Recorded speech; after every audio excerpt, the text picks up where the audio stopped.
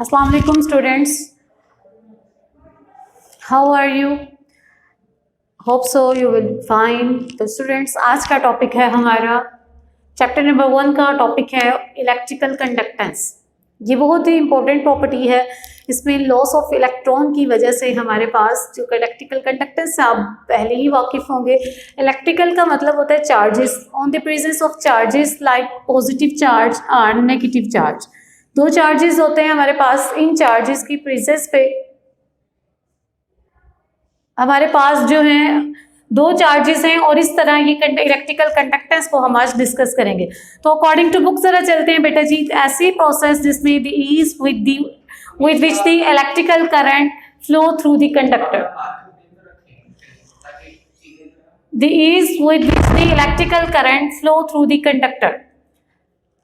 ऐसे electron freely moving electrons होते हैं जो कि फ्लो करते हैं थ्रू दी कंडक्टर से, उसको बोलते हैं इलेक्ट्रिकल कंडक्टेंस। ठीक है, और इलेक्ट्रिकल कंडक्टेंस को बेटा जी रिप्रेजेंट किया जाता है कैपिटल जी से, और इसका फॉर्मूला है, कंडक्टेंस का फॉर्मूला है, कंडक्टेंस जो है हमारे पास इनवर्सली प्रोपोर्शनल है रेजिस्टेंस के, और इसका यूनिट होता है ओम। ये आपने थोड़ी बहुत चीज़ें फिजिक्स में पढ़ी होंगी और ये उसके अकॉर्डिंग ही थोड़ी बहुत आपको चीज़ें एक्सप्लेन की जा रही हैं। इलेक्ट्रिकल कंडक्टेंस और इलेक्ट्रिकल कंडक्टिविटी जो है बहुत ज़्यादा आपस में रिजेंबल करती है। इन दोनों के थोड़ी सारी डिसिमिलैरिटीज हैं, उसको भी देख लेते हैं। इलेक्ट्रिकल कंडक्टिविटी क्या होती है? It is the resistance per unit length और per unit volume of a conductor. किसी भी कंडक्टर की पर यूनिट लेंथ या फिर उसके वॉल्यूम पर हमारे पास जो रेजिस्टेंस क्रिएट होती है इलेक्ट्रिसिटी की प्रेजेंस में, उसको बोलते हैं बेटा जी इलेक्ट्रिकल कंडक्टिविटी।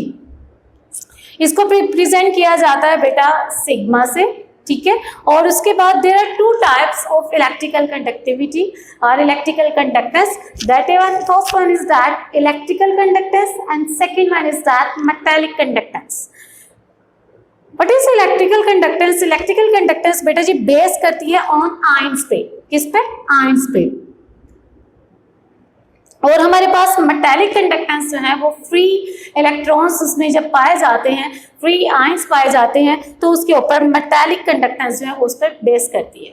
जब बेटा हम मूव करते हैं, हमारे पास मेटालिक हम मूव करते हैं ग्रुप्स में, तो हमारे पास क्या होता है? हमारे पास जो है हमारे पास मेटालिक कंडक्टेंस जो है उसमें क्या इशू होता है कि हमारे पास the electrical conductance of the metal of the group 1 and group 2 generally increases from top to bottom। Electrical conductance जो है ग्रुप 1 और ग्रुप 2 की हमारे पास जनरली इंक्रीज कर जाती है टॉप टू बॉटम। क्यों? क्योंकि उसमें बेटा आपको पता है उनमें इलेक्ट्रॉन लॉस कर देने की सलाहियत ज़्यादा होती है। ग्रुप 1 के जो एलिमेंट्स होते हैं हमारे पास, ग्रुप ए जो एलिमेंट्स हैं उनके आउटर मोस्ट शेल में +1 चार्ज होता है। मतलब ये है कि वो अपने सलाहियत रखते हैं कि वो एक इलेक्ट्रॉन लॉस कर दें। उनके आउटर मोस्ट शेल में एक इलेक्ट्रॉन पाया जाता है।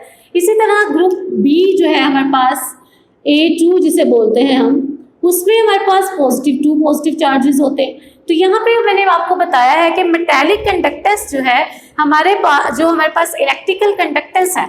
इलेक्ट्रिकल कंडक्टेंस जो है बेटा जी represented by AC is directly proportional to metallic conductance, metallic character.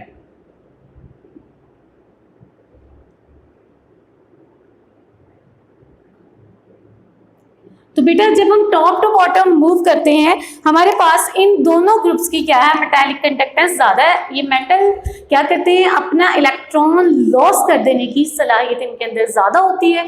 इस वजह से ये हमारे पास टॉप टू बॉटम जब हम मूव करते हैं तो मेटालिक कंडक्टेंस और इलेक्ट्रिकल कंडक्टेंस जो है वो बढ़ जाती है।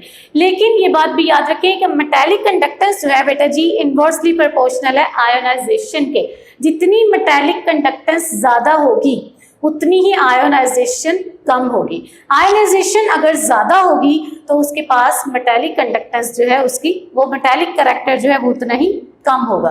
तो ये बात है हमारे पास। उसके बाद हम देखते हैं कि कार्बन जो है, कार्बन एक ही एटम है और वो ग्रेफाइट में भी पाया जाता है और उसके बाद डायमंड में भी पाया जाता है।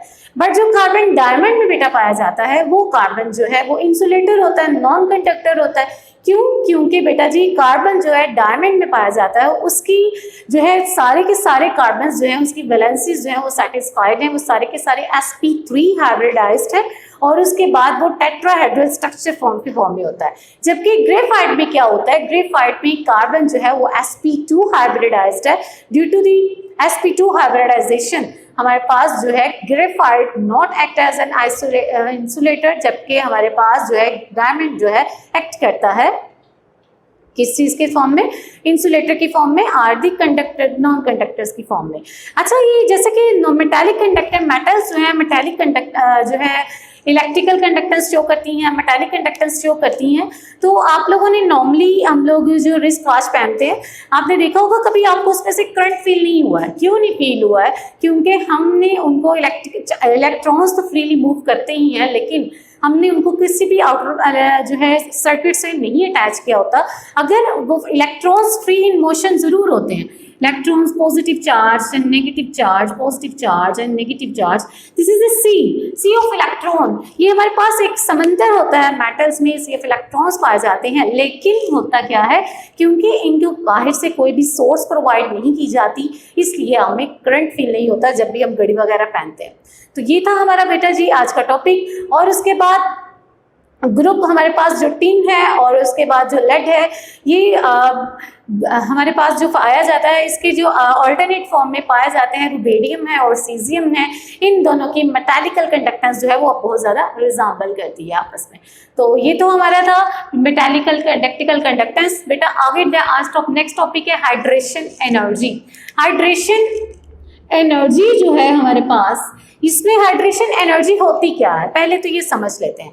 हाइड्रेशन एनर्जी क्या है? आपने क्या किया है, एक गैसियस आयंस लिए हैं, 1 मोल गैसियस आयन लिए हैं। किसी भी सॉल्यूशन के आपने 1 मोल गैसियस आयन लिए हैं और उसके बाद उस 1 मोल गैसियस आयन में आपने क्या किया, बहुत सारा वाटर ऐड कर दिया। जब वाटर को ऐड कर दिया है तो उसके बाद आप उसकी जो एनर्जी फाइंड आउट करेंगे, that will be hydration energy. सबसे पहले इसकी टर्म को देख लेते हैं, हाइड्रेशन एनर्जी। तो हाइड्रेशन, जब भी बेटा ये बात याद रखिए, जब भी ATION ये वर्ड आएगा तो ये बात शो करेगा कि ये कोई प्रोसेस है। क्या चीज़ है? प्रोसेस। ये किसी भी प्रोसेस को शो करेगा। और हाइड्रा का मतलब होता है वाटर। तो यहाँ पे हमारे पास हाइड्रेशन एनर्जी में water act as a solvent. क्या है? वाटर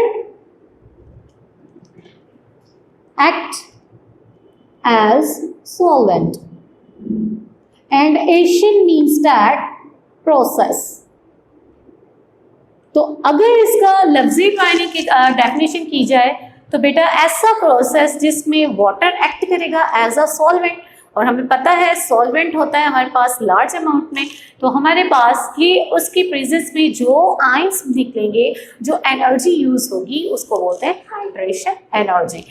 तो अकॉर्डिंग टू बुक एक डेफिनेशन है, the process in which the water molecule surrounds and interact with solute ions are molecules।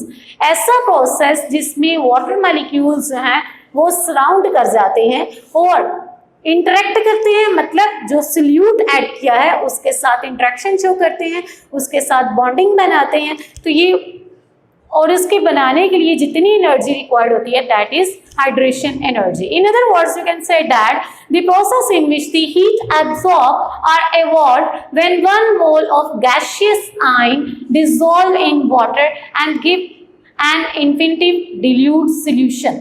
तो मैं ये कह सकती हूँ इन अदर वर्ड कि ये हमारे पास ये जो है थर्मोकेमिस्ट्री की तरह हमारे पास ये एक थर्मिक रिएक्शन है और ये इसमें एक्सोथर्मिक या फिर एंडोथर्मिक रिएक्शंस होगा। तो ये हमारे पास क्या हो सकता है, एक्सोथर्मिक या फिर एंडोथर्मिक रिएक्शन होगा। एब्जॉर्ब हो रहा है तो एंडोथर्मिक रिएक्शन शो करेगा और एवॉल्व हो रहा है तो एक्सोथर्मिक रिएक्शन शो करेगा। तो हमारे पास या तो हम इसको हीट दें या फिर हम इसको या इससे हमें हीट मिले, कब मिले, 1 mole of the gaseous ions dissolve in water to give the infinite dilute solution। तो हम इसको बोलते हैं आयन हाइड्रेशन एनर्जी। तो बेटा ये डिपेंड करती है चार्ज बाय साइज रेशियो पे।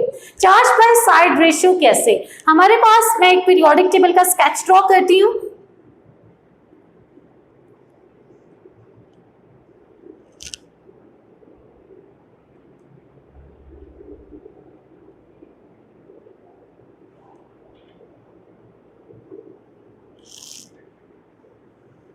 जी। तो यहाँ पे देखिए बेटा, मैं नेम नहीं मेंशन करती, टॉप टू बॉटम चलते हैं तो ऊपर से जब नीचे आते हैं तो एटम का साइज बड़ा होता चला जाता है, ये हमने बहुत दफा पढ़ लिया, ठीक है। ऊपर से नीचे आ रहे हैं, एटम का साइज बड़ा होता चला जा रहा है। तो क्या हो रहा है, इसके मैंने क्या किया, charge to size ratio, top to bottom जब आते हैं तो charge by size ratio increase हो जाती है। तो हम क्या करेंगे, इस साइज को नाम दे दिया है 1 2 3 4 5 एंड 6, और इन सब के ऊपर चार्ज क्या है, क्योंकि ये ग्रुप ए के एलिमेंट है तो इसके सब के ऊपर +1 चार्ज है, +1 +1 +1 +1। अगर इसके charge by size ratio find out करें ग्रुप्स में, तो हमारे पास बेटा क्या होगा, हमारे पास जो है फॉर एग्जांपल फर्स्ट वन की मेंशन की है, चार्ज बाय साइज रेशियो, ऊपर हमारे पास चार्ज +1, नीचे हमारे पास इसका साइज भी 1, ठीक है। नेक्स्ट को देख ले, तो हमारे पास चार्ज कितना है +1, और उसके बाद +1 मेंशन ना भी करें तो जस्ट 1 ही मेंशन कर दीजिए 1, और इसका साइज कितना है 2, और उसके बाद नेक्स्ट को देख लीजिए, चार्ज 1 और साइज 3। आप इसको कैंसिल आउट करें, इनको कैंसिल आउट किया तो 1, इसको कैंसिल आउट किया तो 0.5, और इसके बाद क्या है हमारे पास, इसको कैंसिल आउट किया तो 0.3। जब हम ऊपर से नीचे आते हैं, ऊपर से नीचे आते हैं, टॉप टू बॉटम मूव करते हैं, तो हाइड्रेशन एनर्जी जो है वो डिक्रीज होती है। देखिए हमारे पास पहले एटम की हमारे पास थी हाइड्रोजन की 1, आगे नेक्स्ट 0.5 और 0.3 एंड सो ऑन। इसी तरह when we move from left to right, जब हम लेफ्ट टू राइट मूव करते हैं, तो जैसे कि फॉर एग्जांपल डैट, इसके ऊपर इसका 1, इन सबको मैं 2 का नाम दे देती हूँ, ये 1 का ही नाम दे देते हैं, 1 1, और यहाँ पे भी 1 1 1 1। ये हम मूव कर रहे हैं फ्रॉम लेफ्ट टू राइट। जैसा कि ये मेरे पास है, लिथियम है, बेरिलियम है, बोरॉन, कार्बन, नाइट्रोजन, ऑक्सीजन। तो यहाँ पे इन सब के ऊपर आपको पता है, इन सब के ऊपर इस पे +1 चार्ज, इस पे +2 चार्ज, इस पे +3 चार्ज, इस पे +4 charge and next so on. तो अगर इसको फाइंड आउट करते हैं तो बेटा देखिए, चार्ज बाय साइज रेशियो, तो साइज चार्ज ऊपर 1 डिवाइडेड बाय 1, तो हमारे पास आंसर आ गया 1, और उसके बाद +2 यानी कि 2, और उसके बाद डिवाइडेड बाय 1, तो बेटा इसका आंसर इससे ज़्यादा आएगा, ठीक है। उसके बाद सिमिलरली 3 डिवाइडेड बाय 1, तो इसका आंसर इससे भी ज़्यादा आएगा। तो ये हमारे पास इस बात का प्रूफ हो गया कि जब हम मूव करते हैं फ्रॉम लेफ्ट टू राइट, तो हाइड्रेशन एनर्जी जो है वो डिक्रीज होती है, और जब हम मूव करते हैं from top to bottom, when we move from left to right, हमारे पास हाइड्रेशन एनर्जी इंक्रीज होती है, और जब टॉप टू बॉटम मूव करते हैं तो हमारे पास हाइड्रेशन एनर्जी डिक्रीज होती है। तो ये समझ आ गई है, होप सो कि आपको समझ आ गया होगा। Thank you so much for watching. Allah Hafiz.